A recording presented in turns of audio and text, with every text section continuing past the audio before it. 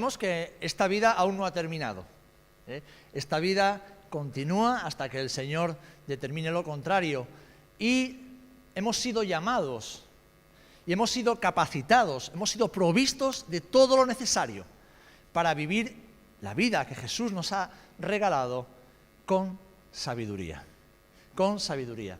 Y hemos puesto un título un tanto peculiar a esta predicación para dejar una ilustración que se pueda quedar grabada en tu mente, en tu corazón.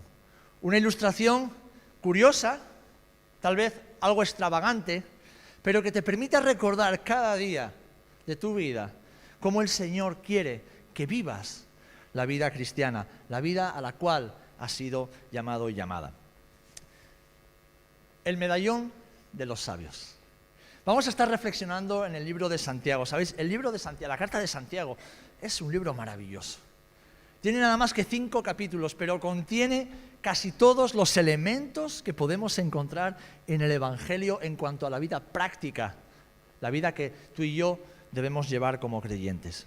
Y algo que llama mucho la atención en esta carta del apóstol Santiago a la iglesia es la idea que él transmite desde el primer capítulo hasta el final: sabiduría. Una vida vivida con sabiduría y en la sabiduría de Dios. Para saber si somos sabios, solo debemos hacer una cosa: observar nuestra vida, observar nuestras decisiones diarias, estar atentos y ver cómo vivimos cada día y cada uno de nuestros días. Esa es la respuesta infalible para decir si somos sabios o no somos sabias. El conocido predicador Charles Spurgeon decía en una ocasión que tiempo atrás había oído hablar de un célebre, muy conocido rey de Polonia. Y este rey había hecho grandes hazañas. Era muy conocido porque era un gran militar, conquistador, que llevó a su nación a la prosperidad en todos los sentidos. Y le preguntaron a este rey una vez cuál era el secreto de su éxito. A lo cual este hombre respondió: bueno, soy hijo de un gran padre. Mi padre era un gran rey. Y además, yo llevo siempre conmigo, a todas partes, un medallón con un retrato de mi padre. Y cada día, sin faltar uno, miro el medallón.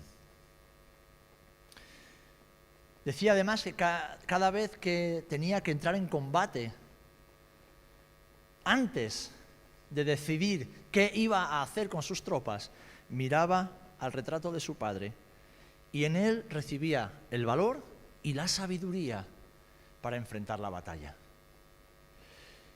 Y que después, cuando tenía que reunirse con sus consejeros, escuchaba a todos y cada uno de ellos, pero antes de tomar una decisión, miraba al medallón con el rostro de su padre y entonces actuaba con sabiduría.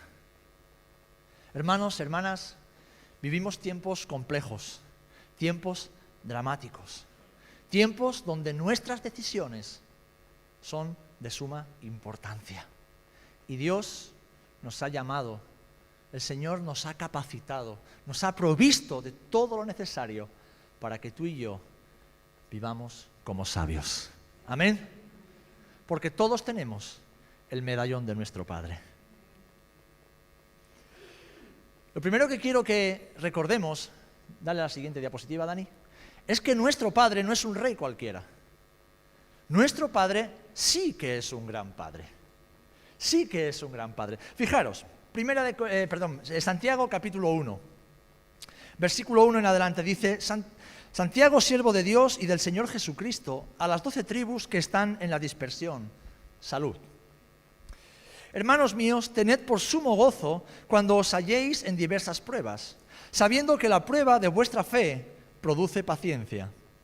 Versículo 4, mas tenga la paciencia su obra completa, para que seáis perfectos y cabales sin que os falte cosa alguna. Y si alguno de vosotros tiene falta de sabiduría, pídala a Dios, el cual da a todos abundantemente y sin reproche, y le será dada. Pero pida con fe, no dudando nada, porque el que duda es semejante a la onda del mar que es arrastrada por el viento y echada de una parte a otra. No piense pues quien tal haga que recibirá cosa alguna del Señor. El hombre de doble ánimo es inconstante en todos sus caminos. El hermano que es de humilde condición, gloríese en su exaltación, pero el que es rico en su humillación, porque él pasará como la flor de la hierba. Porque cuando sale el sol con calor abrasador, la hierba se seca, su flor se cae y perece su hermosa apariencia. Así también se marchitará el rico en todas sus empresas. Nuestro Padre sí que es un buen Padre y nuestro Padre sí que es grande. Por la fe en el sacrificio de Jesús en la cruz, como hoy hemos cantado, y de acuerdo a lo que dice Juan capítulo 1, versículo 12, hemos recibido la potestad de ser hechos hijos e hijas de Dios. Ahora tú y yo somos hijos e hijas de Dios y como tales tenemos privilegios y tenemos posibilidades ilimitadas que nos permiten, hermano, hermana, escúchame bien, Dios ha provisto de todo lo necesario para que vivas con éxito, para que vivas sabiamente, para que vivas dando fruto en cualquier circunstancia de tu vida. ¿Amén? ¿Lo crees? Esto es lo que nos enseña la palabra. Somos sus hijos y Él nos ha dado de su Espíritu Santo, es decir, Dios mismo, el Dios eterno, el Dios ilimitado, el Dios perfecto, santo, todopoderoso, mora en cada uno de nosotros. Y de acuerdo a las enseñanzas de Jesús en el Evangelio, ese Espíritu Santo de verdad nos recuerda toda la verdad, nos enseña toda la verdad, nos instruye en la verdad y nos recuerda quiénes somos y quién es nuestro Padre.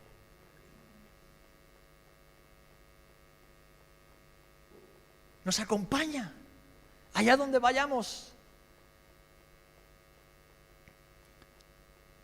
Así que, hermanos, no tenemos excusa para no vivir y disfrutar de la vida plena que el Señor nos ha regalado. No hay excusa para no ser sabios, no hay excusa, teniendo el Padre que tenemos, para no vivir sabiamente y tomar buenas decisiones conforme a su propósito y a su voluntad. Tenemos su palabra que es la verdad, que es una luz, una antorcha que alumbra nuestro caminar y nuestro entendimiento. Tenemos al Espíritu Santo en nosotros que nos enseña y nos ayuda a comprender la palabra de Dios que es Espíritu. Pero tenemos además la Iglesia, tenemos hermanos y hermanas que nos acompañan en este proceso, que nos aconsejan y cuyo ejemplo nos sirven de guía para caminar sabiamente. Lo tenemos todo. Lo tenemos todo, mis amados hermanos. Y además, tenemos el medallón de nuestro Padre. Tenemos el medallón de nuestro Padre.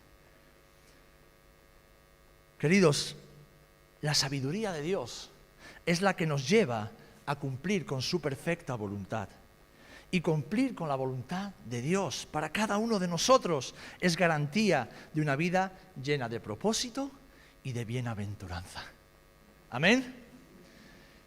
Bienaventurado literalmente significa doblemente feliz. Alguien que ha sido bendecido con una felicidad ilimitada. Y aquellos que hacen la voluntad de Dios son doblemente felices. Amén. Así que te voy a hacer unas preguntas. ¿Quieres que tu vida tenga éxito en Dios? ¿Quieres que tus decisiones sean las correctas? ¿Quieres vivir en la voluntad de tu Padre para este tiempo y en esta generación? Pues mira cada día al medallón de los sabios. Mira el medallón de tu Padre. ¿Quién es tu Padre? ¿Quién es tu Padre? ¿Quién es tu Padre? ¿Y cuál es el medallón del que estamos hablando? Ahí es donde tienes que mirar cada día. Porque en ella encuentras el rostro de Jesús. Y Jesús dijo que quien me ha visto a mí, ha visto al Padre. Lo tenemos todo, amén. Gloria a Dios. Por eso dice Santiago en el versículo 5, y si alguno de vosotros tiene falta de sabiduría, porque todos necesitamos sabiduría, ¿verdad? Así que si alguno tiene falta de sabiduría, pídala a Dios, pídala al Señor, pídala a su Padre, acuda al Padre, el cual da a todos, fijaros qué bonito, abundantemente. y sin reproche. Y dice que les será dada, les será dada. Y aquí termina esta primera parte del capítulo 1. Pero fijaros, de repente el apóstol Santiago afronta algo que es común a todos los creyentes de todas las generaciones. Las pruebas, las batallas, las luchas de la vida que todos tenemos que afrontar, ¿verdad? Y aquí aparece de nuevo el rey de la historia.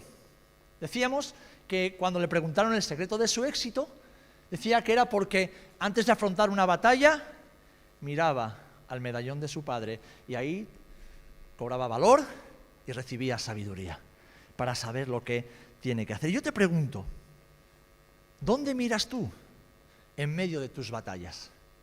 ¿A quién miras? ¿A quién buscas? ¿Dónde buscas las fuerzas necesarias y la sabiduría para afrontar las pruebas? ¿A quién acudes? Porque la respuesta a estas preguntas dará sentido a cómo estás viviendo tu vida y al resultado de cómo estás afrontando las pruebas y dificultades que todos afrontamos. Fijaros lo que dice Santiago a partir del versículo 12. Bienaventurado el varón que soporta la tentación o la prueba, porque cuando haya resistido la prueba, recibirá la corona de vida que Dios ha prometido a los que le aman. Ahora, cuando alguno es tentado, no diga que es tentado de parte de Dios, porque Dios no puede ser tentado por el mal, ni Él tienta a nadie, sino que cada uno es tentado cuando de su propia concupiscencia es atraído y seducido. Entonces la concupiscencia, después que ha concebido, da a luz el pecado, y el pecado, siendo consumado, da a luz muerte. Amados hermanos míos, no erréis. Toda buena dádiva y todo don perfecto desciende de lo alto, del Padre de las luces, en el cual no hay mudanza ni sombra de variación. Él, de su voluntad, nos hizo nacer por la palabra de verdad para que seamos primicias de sus criaturas.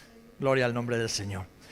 Pero hermanos, ¿no es una realidad que muchas veces afrontamos las dificultades en nuestras fuerzas? ¿Que afrontamos las pruebas a nuestra manera? ¿Y que el resultado de hacer esto es el fracaso, la derrota, el agotamiento y la frustración? ¿O me pasa solo a mí? Nos pasa a todos, ¿verdad? Luchamos muchas veces a ciegas y vivimos confundidos, desorientados y con ansiedad.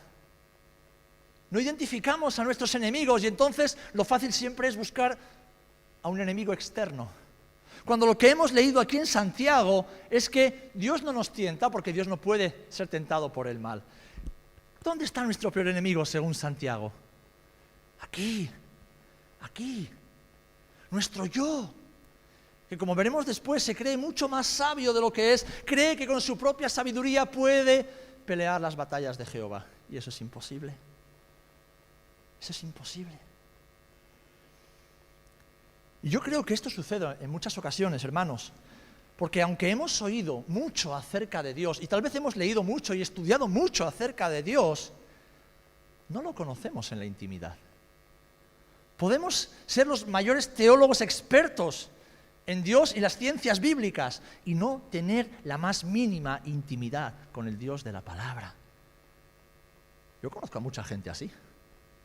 Conoce la Biblia de cabo a rabo, pero toman decisiones que son completamente antibíblicas y llevan una vida completamente alejada de la palabra, de la lógica incluso racional de una persona cuerda en su sano juicio. Conocen versículos de memoria, historias de la Biblia y las doctrinas fundamentales, pero no conocen al Dios de la palabra, no lo conocen íntimamente. Y cuando nos pasa esto, nos cuesta reconocer la voz del Señor y por lo tanto no acudimos al Señor a pedirle ayuda cuando la necesitamos en medio de la prueba.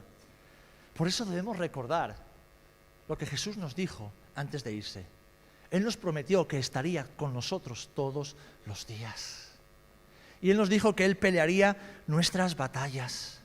Y que además, como hemos leído, la Biblia nos llama bienaventurados cuando soportamos las pruebas por amor al Señor, sabiendo que si acudimos a Él y descansamos en Él, saldremos siempre victoriosos. Saldremos con heridas, con cicatrices, como a Jacob, ¿no? Cojitos. Sí, pero saldremos victoriosos. Jacob fue cambiado y transformado en la batalla con el Señor. Nunca más fue el mismo. Su cuerpo cambió, su corazón cambió, su mente cambió y hasta su nombre cambió, su identidad cambió.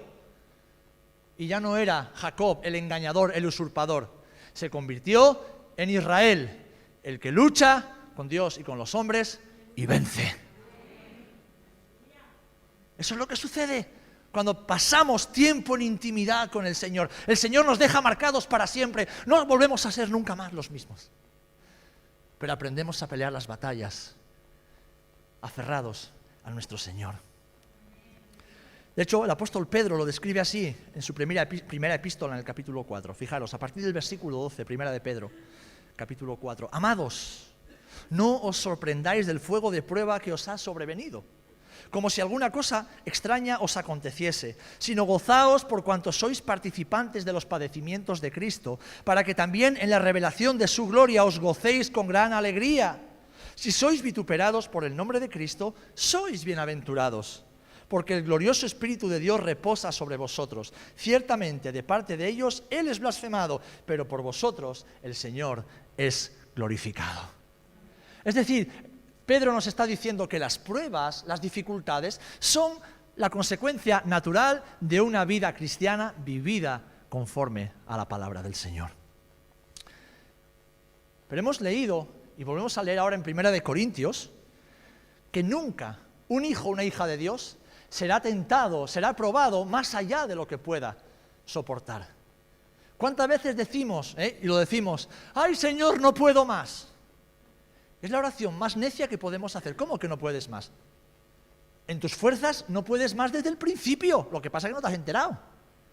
Pero en el Señor, claro que puedes más. Con el Señor de tu parte y tú de parte del Señor, claro que puedes más, porque el Señor nunca te va a permitir atravesar algo que Él no te haya capacitado para soportar. Y además, el Señor nunca te va a permitir entrar en algo sin que Él esté a tu lado. Otra cosa es que tú y yo nos metamos en algo habiendo dejado a Dios al margen de nuestra decisión. Eso es otra cosa. Y ahí sí pagamos las consecuencias de nuestra necedad. Pero si actuamos y vivimos en sabiduría, mirando el medallón de nuestro Padre, en medio de la prueba, en medio de la batalla, si acudimos al Señor cada día, si acudimos a su palabra, en medio del fuego de la prueba, tenemos por seguro que el Señor nos sacará siempre en victoria. Dice 1 Corintios 10:13, no os ha sobrevenido ninguna prueba que no sea humana, pero fiel es Dios que no os dejará ser probados más de lo que podáis resistir, sino que dará también juntamente con la prueba la salida para que podáis soportar.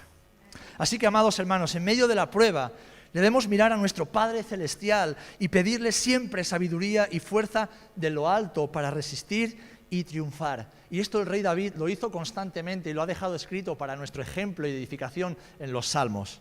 El Salmo 34, que es uno de los más famosos precisamente por esta temática, dice así, versículos del 4 al 8, Salmo 34 del 4 al 8. Dice, busqué a Jehová y Él me oyó y me libró de todos mis temores. ¿Saben cuántos cristianos hoy día viven con temores, viven con traumas, viven con inseguridades? Que si un día me hicieron esto, que si un día me abandonaron, que si un día me traicionaron, que si un día me dañaron, que si un día me dejaron fuera. Y viven su vida condicionada por cosas que pasaron en el pasado. Busca al Señor y Él te librará de todos tus temores.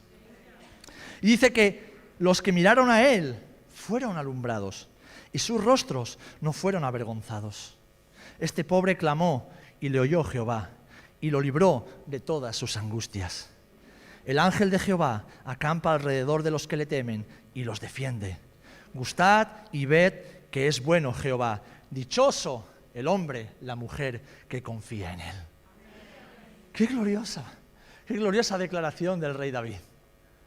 Busqué al Señor y el Señor me oyó y Él me libró de todo aquello que me angustiaba y me atemorizaba. Aleluya. Hermano, hermana, en la prueba, acude y mira el medallón de tu Padre. Allí encontrarás la sabiduría y la fuerza. Pero de nuevo acudimos al rey de la historia. Y vemos que en otra ocasión narra que sus decisiones fueron sabias porque tenía a un grupo de personas a su alrededor, sus consejeros. El hombre sabio es el que siempre tiene consejeros a su alrededor. Y eso lo enseña la palabra. En la multitud de consejeros está la seguridad, está la sabiduría, está la victoria. El hombre que nunca pide consejo es un hombre necio que está abocado a repetir una y otra vez sus errores y a fracasar y empecinarse en su fracaso. Y la palabra nos advierte en cuanto a esto. Pero hermanos, tenemos el medallón de nuestro Padre, tenemos al Espíritu Santo, tenemos a la Iglesia, no tenemos excusas. Podemos vivir en sabiduría. Amén.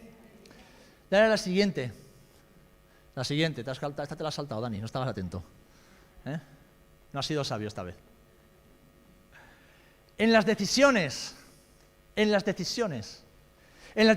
importantes, hermanos, mira al medallón. En las decisiones importantes, mira al medallón. ¿Por qué? Porque en la vida es fundamental decidir bien. Es fundamental decidir bien. Ayer lo compartía con los jóvenes. Están en una etapa maravillosa para escuchar a Jesús y para obedecer a Jesús. Sí, una etapa complicada, ¿verdad? Compleja, porque uno no sabe muy bien qué camino tomar. Pero cuando vivimos en intimidad con el Maestro, lo seguimos allá donde el Señor nos lleve, sabemos que encontraremos el camino, el propósito y tomaremos sabias decisiones, porque son decisiones tomadas conforme a su voluntad. Y encontramos a este rey que se juntaba con sus consejeros y después de escuchar el consejo, dice que miraba al medallón de su padre, acudía a su padre y entonces tomaba decisiones sabias.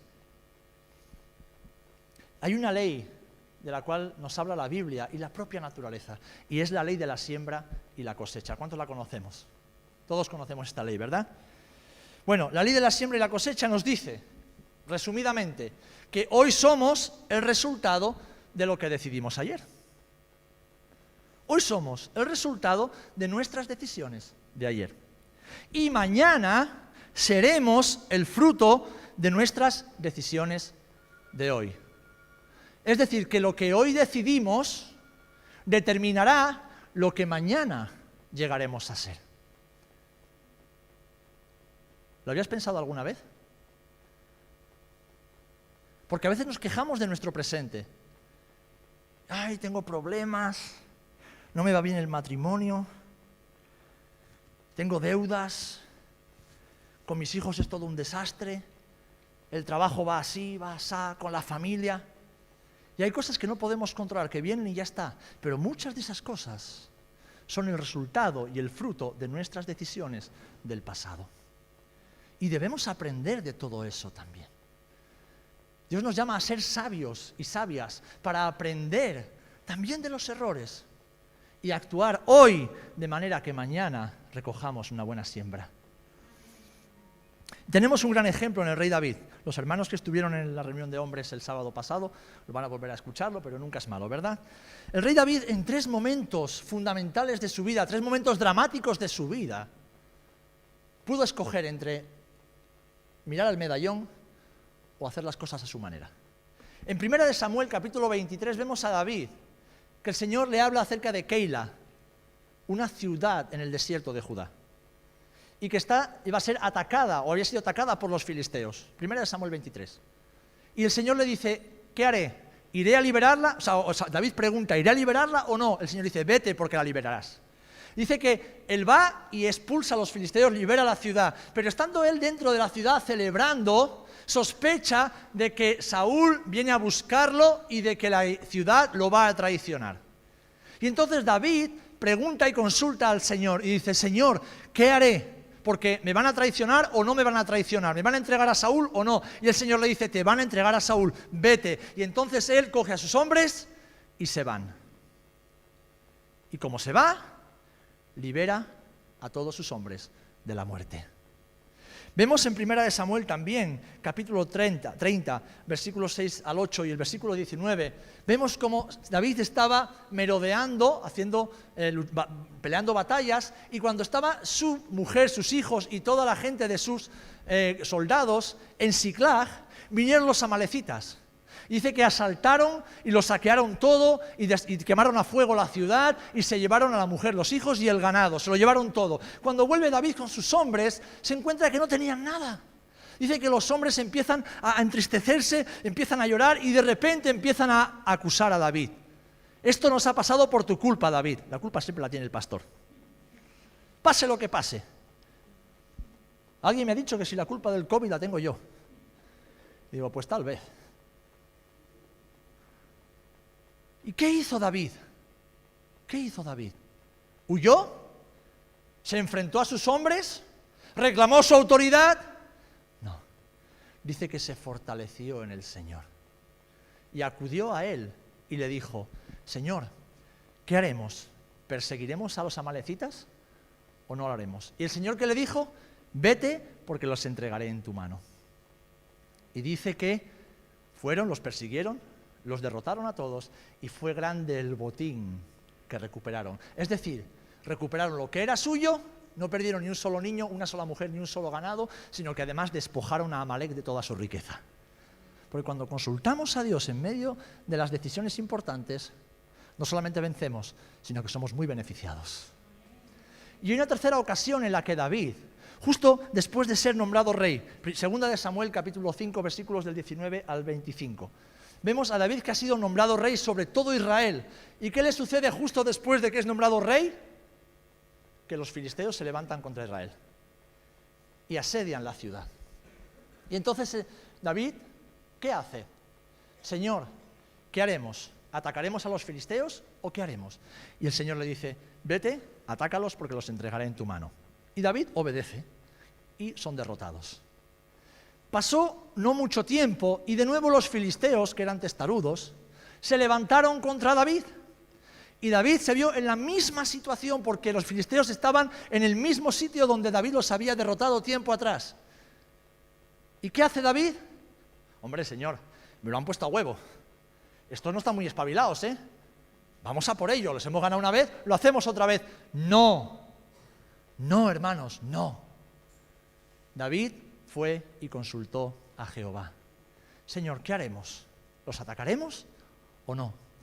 Y entonces el Señor le dice, no, no los ataques. Prepárales emboscada y vete por detrás. Y David venció a los filisteos. ¿Sabes? David podría haberse fiado de su experiencia de muchos años como militar, como general, capitán general de sus tropas. Nadie mejor que David conocía el campo de batalla, las estrategias de batalla. Era un hombre experimentado, respetado y temido por sus enemigos. Pero David temía a alguien. Él temía a Jehová. Y él nunca tomaba una decisión sin consultar al Señor. Lo hizo una vez con Betsabé. Y fijaros la tragedia que trajo sobre su vida, sobre su familia y sobre la nación de Israel. Porque cuando, especialmente padres de familia, ¿vale? Que somos unos cuantos aquí, como padres de familia, como cabezas de nuestro hogar, no tomamos decisiones consultando al Señor y consultando a los consejeros que Dios pone en nuestra vida, no solamente nosotros pagamos las consecuencias, las paga nuestra mujer, nuestros hijos y nuestra familia extendida, y también la iglesia, porque sufrimos todos. Y esto es importante recordarlo, mis amados, porque tenemos gran responsabilidad sobre nuestras espaldas. Hay aquí un patrón. Consulta el medallón, obedece a tu padre y triunfa. Es lo que David nos enseña y la palabra nos enseña. Amados, nuestra sabiduría humana, y esto lo vemos aquí también en Santiago, no nos sirve para vivir exitosamente en la vida cristiana. No nos sirve, no nos sirve.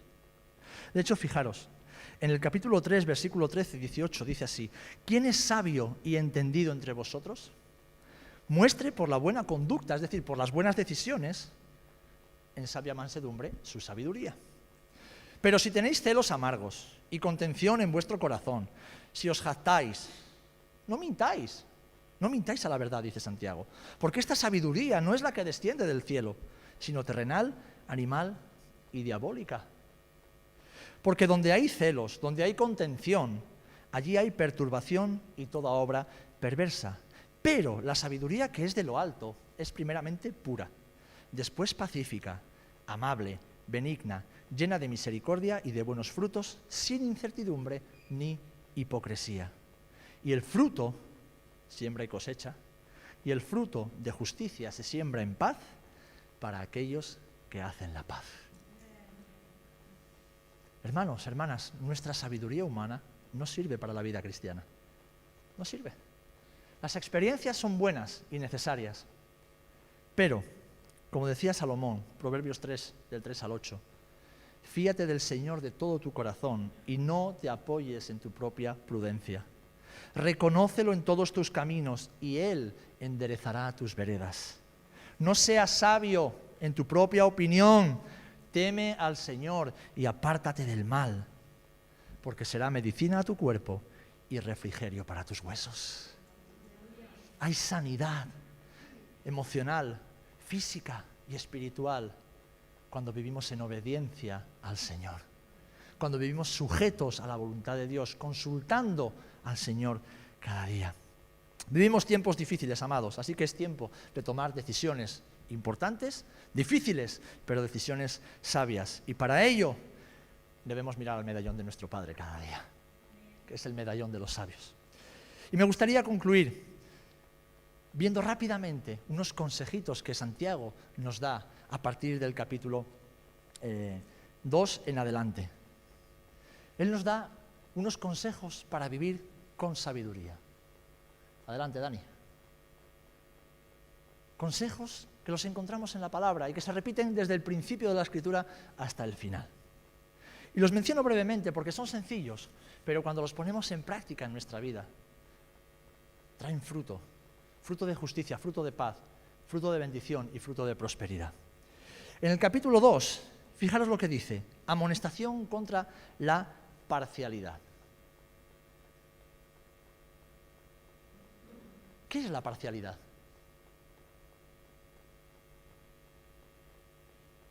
Cuando no tratamos a nuestros hermanos como se merecen. Cuando no tratamos a las personas como se merecen. Cuando hacemos acepción de personas. Cuando decimos, con este sí, pero con este no. El que hace acepción de personas peca contra Dios y Dios no tolera al que hace acepción de personas. ¿Lo hemos entendido? El hombre que hace acepción de personas, el hombre o la mujer en cuyo corazón no caben más que unos poquitos, es un necio, es una necia, porque no tiene el corazón de Jesús en él, en ella. Un hombre o una mujer con el corazón lleno de Jesús es un hombre o una mujer en cuyo corazón caben muchísimas personas, creyentes y no creyentes. Hay lugar para todos aquellos. Y fijaros que no lo voy a leer para no tomar más tiempo, pero el apóstol Santiago está reprendiendo a la iglesia porque dice que entraba uno elegante con un anillo de oro y los hermanos decían, siéntese aquí en las primeras filas. Y entonces entraba un pobre, oliendo mal, harapiento, y lo dejaban de pie en la puerta.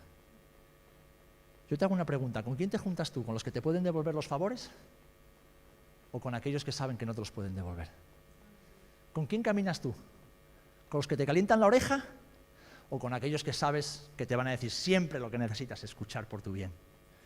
¿Con quién caminas tú en la vida? ¿Con los que te ayudan a crecer, a prosperar y a madurar en el Señor? ¿O los que te dicen bien, bien, aunque tú sabes que no está bien? Vivir sabiamente es desechando totalmente la parcialidad, la acepción de personas. ¿Por qué? Porque todos somos hijos de un mismo Padre. Somos hermanos los unos de los otros. Y no somos todos iguales. Que nadie te diga, es que aquí somos todos iguales. No es verdad. Si yo tengo aquí a la Merchi y a la Soraya, son madre e hija, y no se parecen. Tienen cositas, ¿verdad? Porque heredamos cosas, pero son dos personas distintas. Son dos personas distintas. ¿Cómo vamos a ser todos iguales si Dios es tan original que nos hace distintos a cada uno de nosotros? Pero todos valemos lo mismo para Dios. Y si Dios nos valora a todos y cada uno de nosotros de la misma manera, ¿quiénes soy yo? ¿Quiénes somos nosotros para no valorarnos conforme a la medida de Jesús? ¿Quiénes somos nosotros para mirar al hermano o hermana por encima del hombro? ¿Quiénes? Eso es pecado, mis amados. Y Santiago lo condena y la palabra también. Así que el Señor nos llama a vivir sabiamente, amándonos, cuidándonos y respetándonos. Un poquito más adelante, en el capítulo 3, para no tomar mucho más tiempo, nos habla de algo que a todos nos gusta usar desde que nos levantamos hasta que nos acostamos.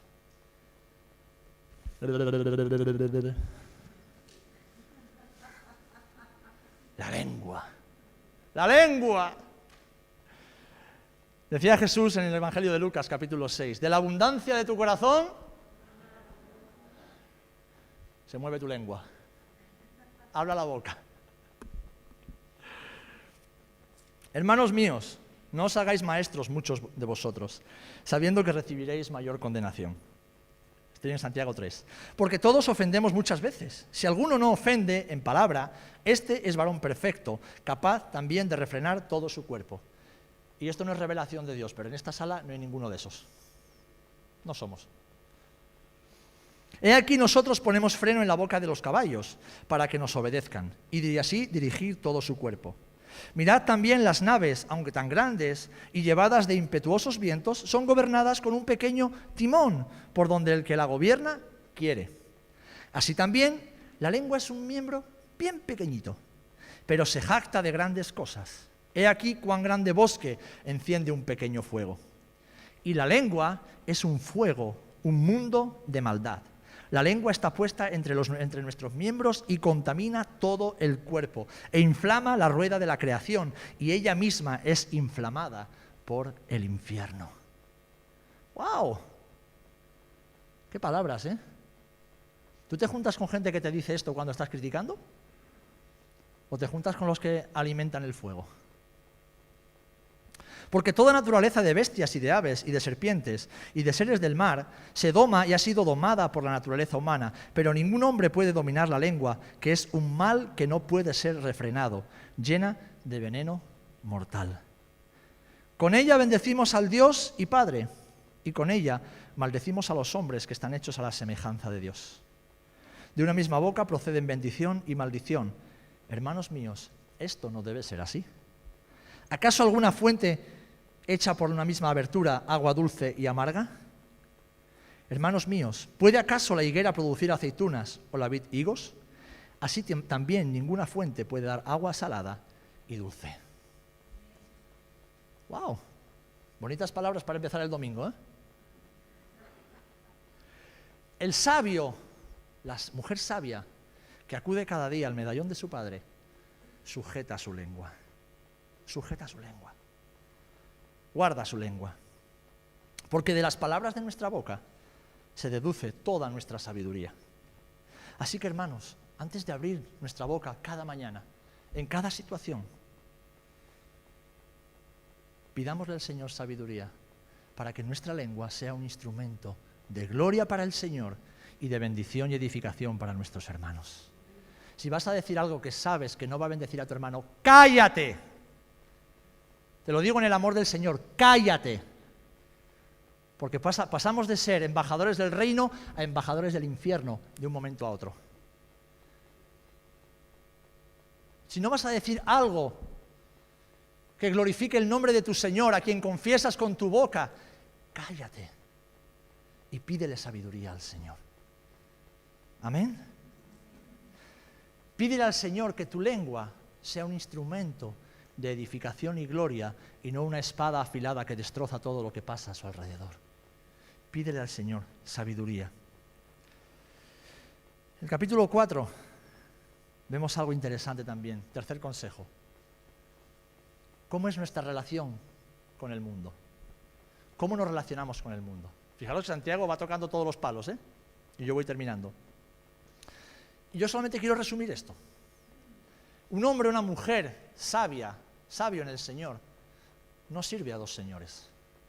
No vive con una patita en el reino y otra patita en el mundo. No vive entre dos aguas. ¿Saben por qué? Porque un hijo o una hija de Dios que conoce al Dios de la luz sabe que todo, tarde o temprano, acaba saliendo a la luz. Todo. Ante Dios estamos desnudos. Y si vivimos con una patita por aquí y otra patita por allá, y no nos arrepentimos de ello, que es hipocresía y falsedad, el Señor al final no solamente nos desnuda, sino que nos expone. Ahora, no lo hace para avergonzarnos, lo hace para que nos sane. Lo hace para sanarnos, lo hace para restaurarnos. Lo hace porque tiene misericordia de nosotros y no quiere que nos perdamos en nuestro pecado. Pero ¿cómo es nuestra relación? ¿Qué comunión tenemos con las cosas del mundo? ¿Cómo nos relacionamos con las cosas de este mundo? Con lo que construimos con nuestras manos. ¿Qué hacemos de ello? ¿Lo hacemos nuestro Dios o lo hacemos un instrumento para la gloria de Dios? Un poquito más adelante nos da el cuarto consejo y habla acerca del juicio. Vivir sabiamente no es solamente buscar a Dios en medio de las pruebas, buscar a Dios a la hora de tomar decisiones, es también cómo vivimos en relación con los demás. Vemos que dice: hermanos, no murmuréis los unos de los otros. El que murmura del hermano y juzga a su hermano, murmura de la ley y juzga a la ley. Pero si tú juzgas a la ley, no eres hacedor de la ley, sino juez. Uno solo es el dador de la ley, que puede salvar y perder.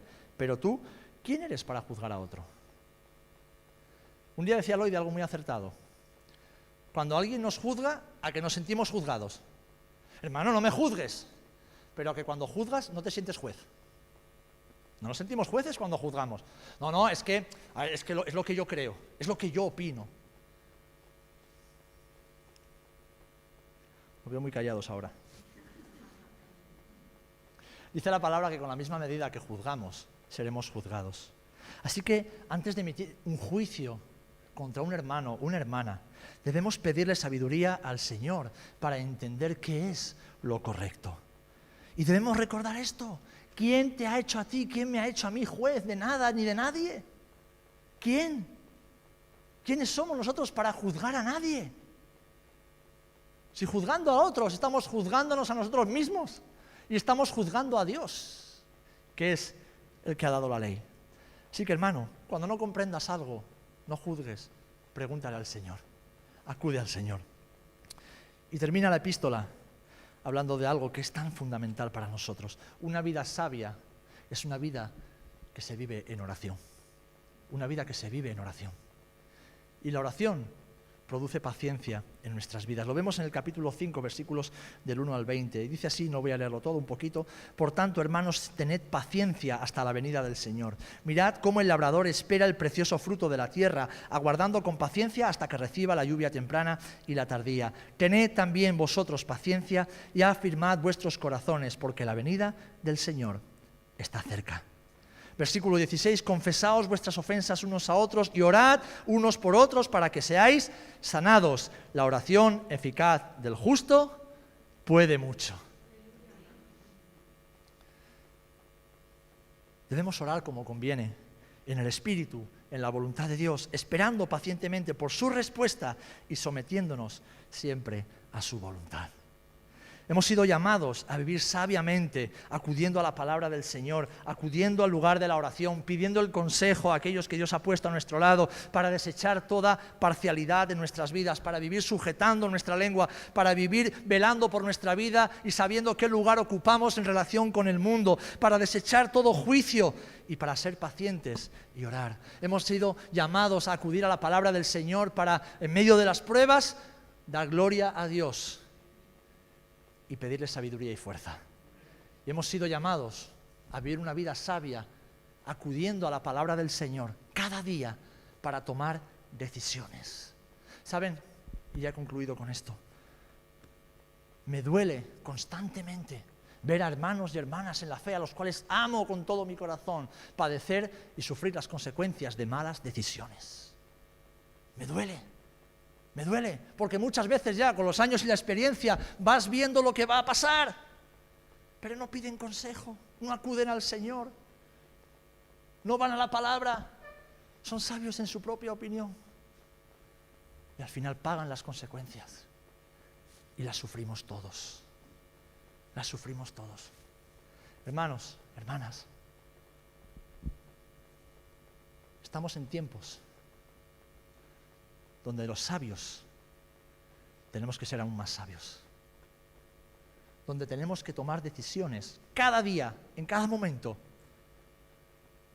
que van a determinar nuestro futuro, cercano y lejano también. Y para eso, como el rey de la historia, tenemos el medallón de nuestro Padre. Tenemos la palabra. Tenemos al Espíritu Santo. Tenemos a la Iglesia. Y tenemos también las experiencias de nuestros propios fracasos. Acudamos a todo ello. Acudamos a todo ello. Y vivamos sabiamente la vida que Jesús nos ha regalado. ¿Cuántos queréis tener éxito en el Señor? ¿Cuántos queréis ver prosperar vuestra vida espiritual y personal? ¿Cuántos queréis ver prosperar vuestras casas, vuestros trabajos, vuestros negocios? ¿Cuántos? Todos queremos eso, ¿verdad? Pues la sabiduría para ver todo eso no está en nosotros, está en el Señor. Debemos acudir a Él. Debemos dejar de tomar decisiones por nuestra cuenta. Debemos dejar de tomar decisiones en base a nuestra opinión, a nuestro juicio. No, hermanos, hermanas, no, porque aunque ahora creas que te va bien, tarde o temprano, si no has decidido conforme a la voluntad de Dios, te irá mal y tú sufrirás pérdida y tu familia contigo también. Esto lo he visto en la iglesia repetirse una y otra vez a lo largo de los años. Y es mi oración, como decía el apóstol Pablo también. Señor, dales sabiduría. Danos sabiduría, sabiduría de lo alto, sabiduría que viene del cielo, sabiduría que nos permite ver las cosas desde la perspectiva de Dios, sabiduría que nos permite tomar decisiones conforme a la voluntad del Espíritu, sabiduría que nos permita vivir la vida que Cristo ha ganado para nosotros.